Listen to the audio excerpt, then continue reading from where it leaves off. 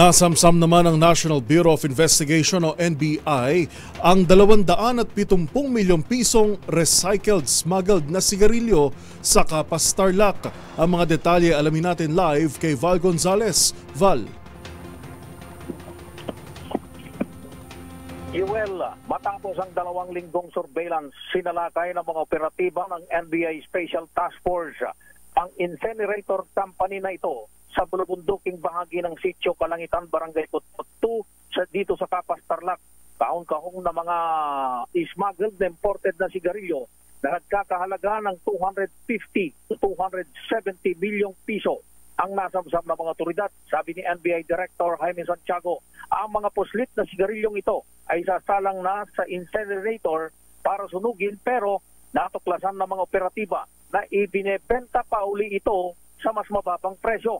2 ang ipinosas ng NBI, kabilang na ang plant supervisor na si Nelson Santos at Antonio Ariel Daria, isang environment consultant ng Hashem Plant Incinerator Company.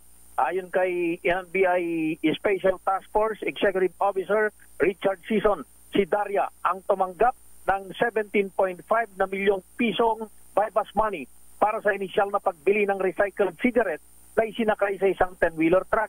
Target pa ngayon ng NBI ang nagpakilalang may-ari ng Hashem Plant Incinerator na orihinal na katransaksyon ng NBI, pero nang magkabayaran sa test buy ay ang consultant na si Daria na ang tumanggap ng bypass money. Inaalam ngayon ng NBI kung si Daria ay konektado sa Bureau of Customs dahil nagpakilala itong dating empleyado sa inisyal na bahagi ng transaksyon. Kabilang sa kasong isasampa ay ang economic sabotage. Sa ngayon ay inaalam pa kung anong pananagutan sa batas ng Bureau of Customs dahil sabi ng NBI, responsibilidad ng BOC na pantayan ang mga condemned products hanggang sa tuluyang ma-dispose o masunog sa isang incinerator facility.